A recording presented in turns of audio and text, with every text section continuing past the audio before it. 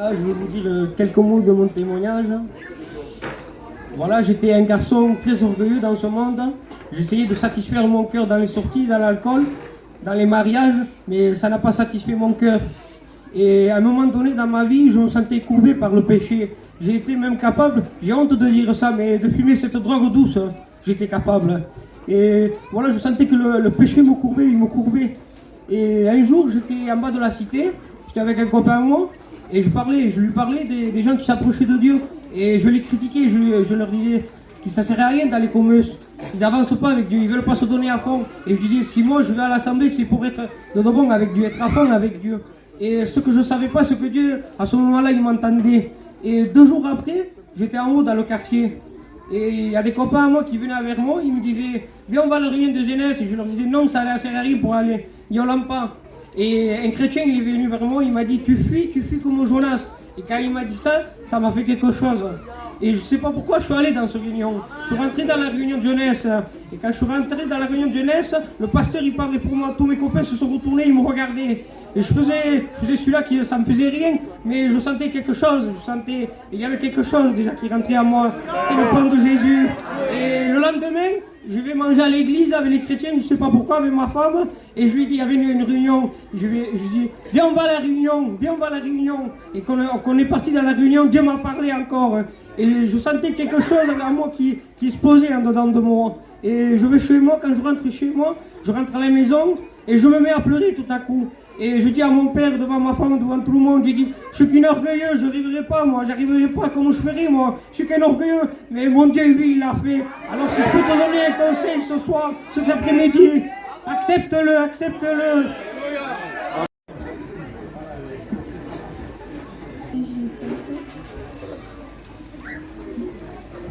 J'ai toujours aimé les choses de Dieu, mais c'est pas pour cela que j'ai accepté Jésus dans mon cœur. Je voulais avancer dans les choses de Dieu, mais je voulais pas avancer seule. Je voulais que mon mari me suive dans les choses de Dieu. Alors j'ai prié à Dieu en disant qu'il touche son cœur et qu'il attire vers lui. Et Dieu a écouté ma prière. Et maintenant mon foyer sert Dieu. Vous savez, j'ai peut-être pas un grand témoignage, mais je vous assure qu'il y a eu le plus grand des miracles. Amen. Jésus s'est manifesté dans ma vie. Amen. Pour ma part, je n'ai pas grandi dans un foyer chrétien, mais cela ne m'a pas empêché de connaître les choses de Dieu. L'ennemi est rusé et il sait mettre des faux raisonnements dans nos cœurs. Et il m'a fait croire que je pouvais vivre sans lui. Alors j'ai grandi comme cela sans Dieu. Avec le temps que je me suis marié, avec le respect que je vous dois, on a eu 2 enfants. Et quand j'ai eu mon foyer, mon but à moi c'était de réussir. Je travaillais. J'ai toujours eu des bonnes voitures. J'avais une bonne situation financière. Moi et mon foyer, on manquait de rien et on se privait de rien. Quand je comparais ma vie aux jeunes de mon âge, avec mon orgueil, je me disais j'ai réussi. Mais il y a toujours aimé avec Jésus. Malgré que j'avais une bonne situation financière, je n'avais pas Jésus. Malgré que j'avais des bonnes voitures, je n'avais pas Jésus. Malgré que moi et mon foyer, on manquait de rien et on se privait de rien, je n'avais pas Jésus.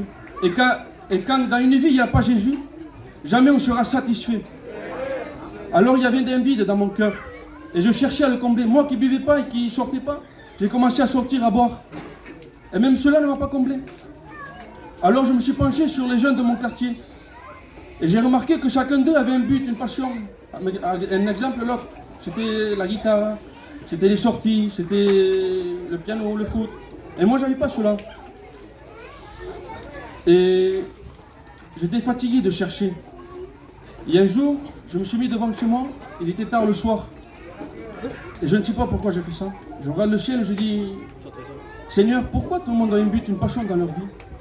Pourquoi moi non? Je dis, Seigneur, si j'arrive pas à trouver moi, trouve-moi toi une passion et un but dans ma vie. Et une voix se fait entendre dans mon cœur, il me dit, Thibaut, le but dans ta vie, ça sera moi. La passion de ta vie, ça sera moi. Je n'ai pas eu besoin des 4 murs de l'église, ni d'un chapiteau. Avec le respect que je dois, je n'ai pas eu besoin des serviteurs. Il y avait moi, Jésus, et ma décision. La vie chrétienne, c'est pas toujours facile, mais ça sera toujours le bon choix. Que Dieu vous bénisse. est une grâce pour moi de pouvoir témoigner cet après-midi ce que Jésus a fait dans ma vie. Pour ma part, je n'ai pas grandi dans les choses de Dieu. De toute petite, j'étais troublée par plusieurs religions. Je ne savais pas en quel Dieu croire. Alors j'ai grandi, j'ai voulu me marier parce que je ne connaissais pas le monde, je ne connaissais pas les sorties ni les vacances, je ne connaissais pas tout ça. Alors j'ai voulu fonder mon foyer pour pouvoir connaître le monde.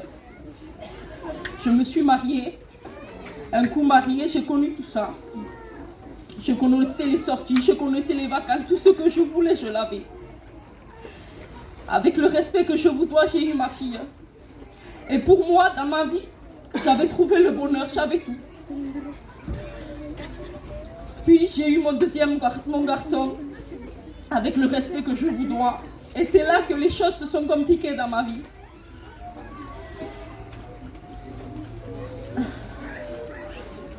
Je suis rentrée dans une grande angoisse. Je ne sais pas pourquoi, je ne comprenais pas pourquoi. Je ne savais pas ce qui m'arrivait. Avec le respect que je vous dois, quand tout le monde dormait chez moi, je me mettais dans mon coin et je pleurais. Et je me disais, qu'est-ce qui m'arrive? Pourquoi je suis comme ça? Pourquoi je suis dans cette telle dépression, cette telle angoisse? Quand j'allais dehors, je faisais voir une apparence de moi. Je faisais voir à tout le monde que j'étais heureuse, que j'avais tout. Mais quand je rentrais chez moi, je pleurais. Je ne savais pas comment faire pour m'en sortir. Et voilà qu'un jour, mon mari rentre chez moi et qui commençait à chanter des cantiques.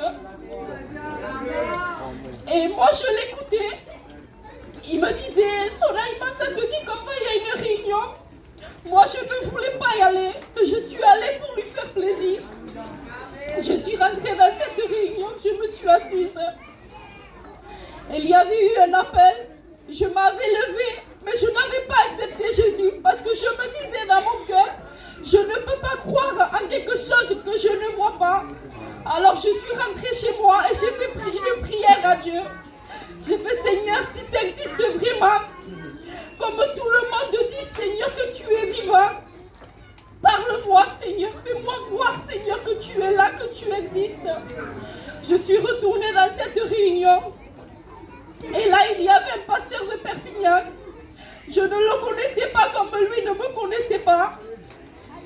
Et là, tout d'un coup, il dévoilait ma vie. Il me disait quand je pleurais, il me disait mon angoisse, toute ma vie me l'a dévoilé. Et moi, je savais que c'était pour moi, mais je ne voulais pas l'accepter. Et le pasteur me disait, il m'a montré du doigt, il m'a dit, toi la femme à Thibaut, Dieu t'appelle, cette réunion, elle est pour toi. Et dans mon cœur, je me disais, Seigneur, c'est toi que tu me parles. Alors je me suis levée à cet appel et j'ai donné ma vie à Dieu. C'est vrai que la vie chrétienne n'est pas toujours facile, mais c'est toujours le bon choix. Je n'ai pas un grand témoignage, mais le principal, c'est pas ce que j'ai vécu, c'est ce que je suis maintenant avec Jésus. Que Dieu vous bénisse. Je vais donner quelques mots de mon témoignage. Voilà que moi j'ai grandi dans une famille chrétienne. J'ai tout le temps connu les choses de Dieu. Mais c'est pas pourtant que j'ai donné mon cœur à Dieu. Voilà que j'ai pas eu une vie facile avec mon compagnon. Voilà qu'une fois j'étais chez moi et j'étais pas bien. Et j'étais très très angoissée. Et pourtant il m'a jamais manqué de rien chez moi. Tout ce que je voulais, je l'avais.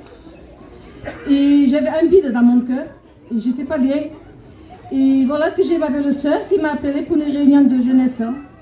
Et quand je suis allée dans cette réunion, j'étais à deux doigts de me lever, de me partir. Parce que j'ai vu des enfants. Et j'ai dit, qu'est-ce que je fais au milieu des enfants?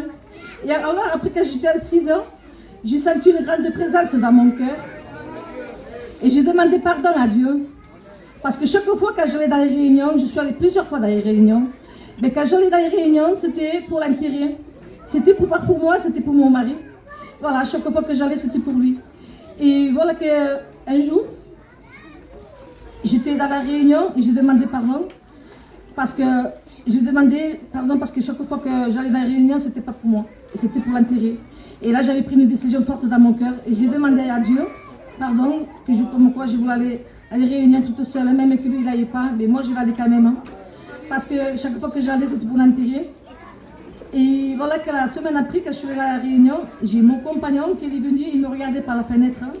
Et j'ai ma fille qui me disait, Ma, il y a papa qui te regarde. Et moi, quand j'ai regardé mon compagnon par la fenêtre, et j'ai vu une tristesse dans son cœur.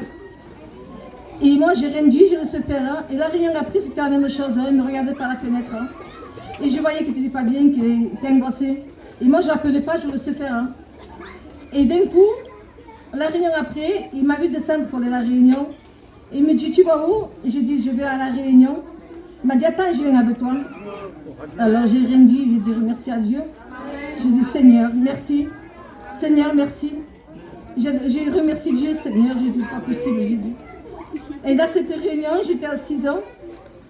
Et d'un coup, mon compagnon, quand il a entendu le chant de cantique, il est tombé par terre à genoux. Il s'est donné son cœur à Dieu. Il a été baptisé par le Saint-Esprit. Et voilà que ce jour, nous avons donné notre cœur à Dieu. Et c'est pour ça qu'on passe dans les eaux de baptême. Et je remercie Dieu. Et maintenant, ce qu'il m'a fait pour moi, je veux que vous le fassiez pour mes enfants. Et je voudrais que mes enfants qui puissent venir aussi à Dieu, Seigneur. Je le demande tout mon cœur. Amen. Pour moi, je suis dans la voie aujourd'hui. Avant de donner mon témoignage, je veux dire quelque chose qu'avant je ne pourrais pas le faire, avec l'orgueil que j'avais. Voilà, aujourd'hui, je veux demander un grand pardon à ma compagne pour tout le mal que j'ai fait avant.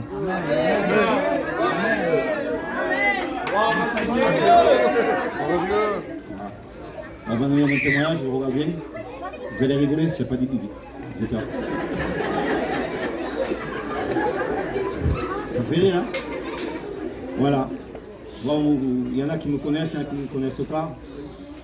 Mais moi, j'ai fait toute ma vie, j'ai fait du business.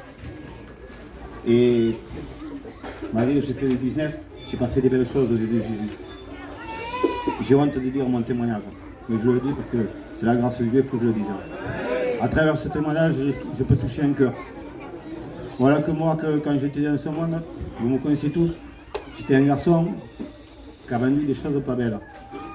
J'ai commencé en bas de l'échelle et très vite, l'ennemi m'a fait monter en haut de l'échelle. L'ennemi me donnait tout ça que je voulais. Tout ça que je voulais, je l'avais. Mais j'avais un vide dans mon cœur, je n'avais pas Jésus. Malgré que je gagnais de l'argent, le soir quand je rentrais chez moi, que je comptais l'argent, avec le respect que je vous dois aux anciens, tout ce que vous êtes là, quand je comptais l'argent, je mettais les sous sur la table. Et avec ma compagne, je comptais et je disais, j'en ai marre de compter des sous, je suis fatigué, j'en peux plus de compter de l'argent, j'en ai marre de la vie que j'ai. Et elle me dit, qu'est-ce que tu viens de me dire?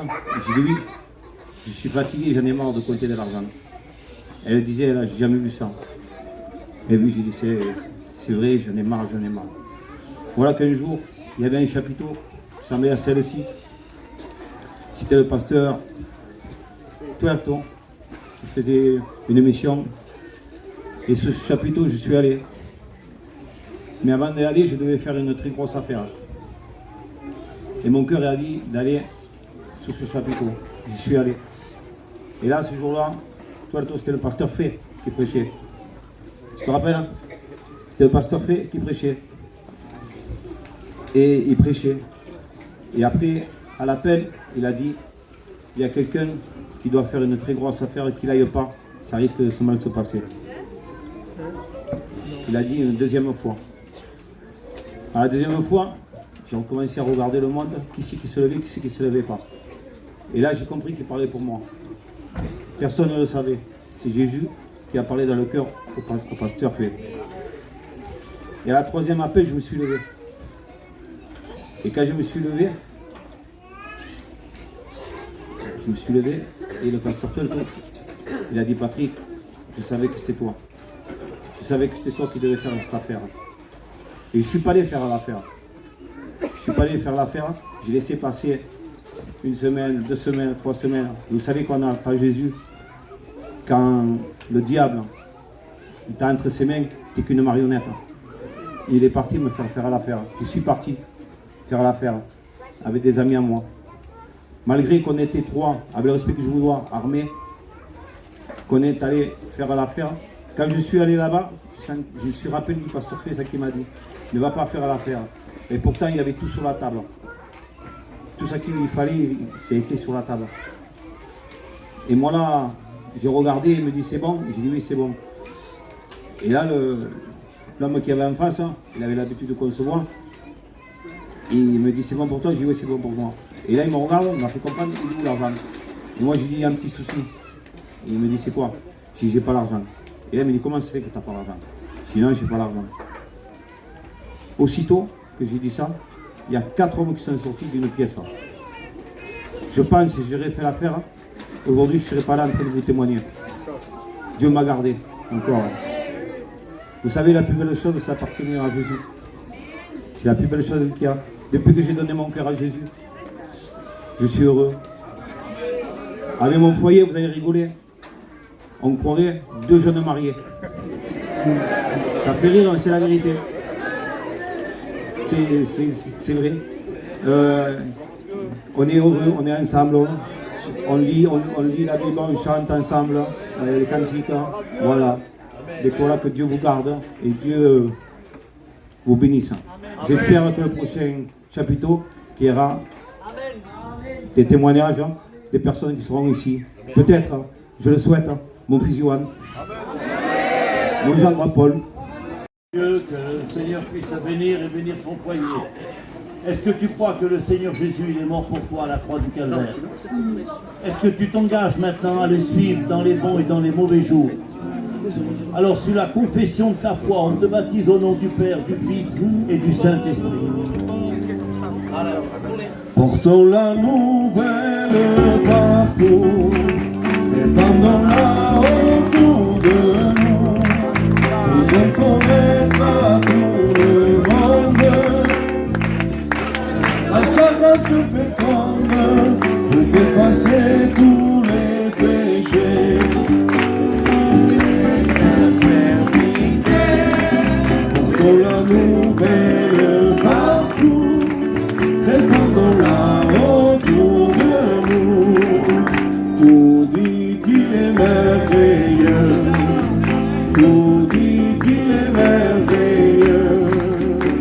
Le ciel et la mer, les splendeurs des cieux, lui tout dit qu'il est merveilleux.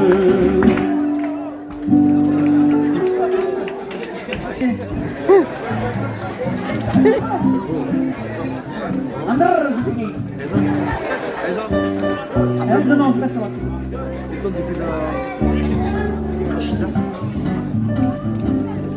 Gloire à Dieu. Bénissons le Seigneur. C'est une joie cet après-midi pour ces baptêmes, pour mon frère Benson. Je vais lui poser quelques questions. Je dis à mon frère Benson, est-ce que tu crois que Jésus est mort pour tes péchés? Amen. Et qu'il est ressuscité pour te justifier. Amen. Selon la confession de ta foi, nous te baptisons au nom du Père, du Fils et du Saint-Esprit. Camino voy a Canaán, camino voy a Canaán, camino voy a Canaán, camino voy a Canaán, camino voy. Je vais à Canaán, chemin je vais à Canaán, chemin je vais. Gloire à Dieu, chemin je vais à Canaán. Rapidement, parce que l'eau n'est pas assez chaude. Donc on va faire rapidement les baptêmes. Donc on va lui poser quelques questions à Thibaut, qui fait partie aussi de nous. Amen. Heureux cet après-midi de pouvoir baptiser de la famille à moi, et que le ciel se remplisse non seulement de ma famille, aussi de gens, amen, du monde entier, alléluia, qui puissent se repentir, alléluia. Alors nous allons poser quelques questions à notre frère Thibaut. Thibaut, est-ce que tu crois que le Seigneur Jésus-Christ est mort et qu'il est ressuscité? Amen. Et tu crois qu'au dernier jour, le Seigneur viendra nous chercher? Amen. Alors tu acceptes de suivre le Seigneur dans les bons comme dans les mauvais jours? Amen. Alors sur ta confession de foi, nous te baptisons au nom du Père, du Fils et du Saint-Esprit. les cloches sonnent, là dans mon cœur, les cloches sonnent. Dieu, nous sommes heureux cet après-midi de baptiser. Vous savez, que ce soit moi qui baptise, que ce soit Abraham, que ce soit les pasteurs, ce n'est pas les pasteurs qui donnent bénédiction au baptême. C'est le sang de Jésus. Donc c'est vrai que certains disent, moi, ça me fait plaisir que ce soit donc Béli, que ce soit le pasteur ancien, que ce soit Abraham, que ce soit tout net, qu'importe le pasteur. Ce qui est plus important, c'est que c'est une âme sauvée. Amen. Voilà, aujourd'hui, nous allons faire la confession de foi, vous l'avez entendu témoigner. Est-ce que tu acceptes Jésus-Christ comme sauveur? Amen. Est-ce que tu crois que Jésus va venir te chercher et que tu partiras avec lui? Amen. Est-ce que tu t'engages à le suivre dans les bons et les mauvais jours? Amen. Selon la confession de ta foi, je te baptise au nom du Père, du Fils et du Saint-Esprit.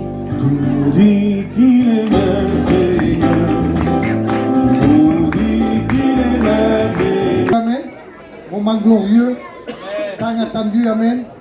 Mon cœur est dans la joie de voir la sœur Nina, qui passe par les eaux de baptême. Alors je vais dire à Nina, Nina, est-ce que tu crois que Christ est mort pour tes péchés? Est-ce que tu crois qu'il est ressuscité pour te justifier? Amen. Alors, sous la confession de ta foi, nous te baptisons au nom du Père, du Fils et du Saint-Esprit.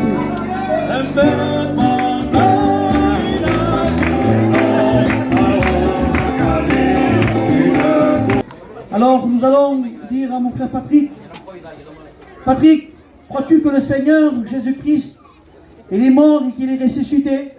Amen. Crois-tu que le Seigneur viendra nous chercher et que tu feras partie de ce voyage merveilleux? Amen. Alors tu acceptes, mon frère Patrick, devant l'auditoire cet après-midi, à le suivre le Seigneur, comme dans les bons et aussi dans le nouveau jour, dans les tempêtes, dans les difficultés, dans la maladie? Amen. Alors, sur ta confession de foi, nous te baptisons au nom du Père, du Fils et du Saint-Esprit.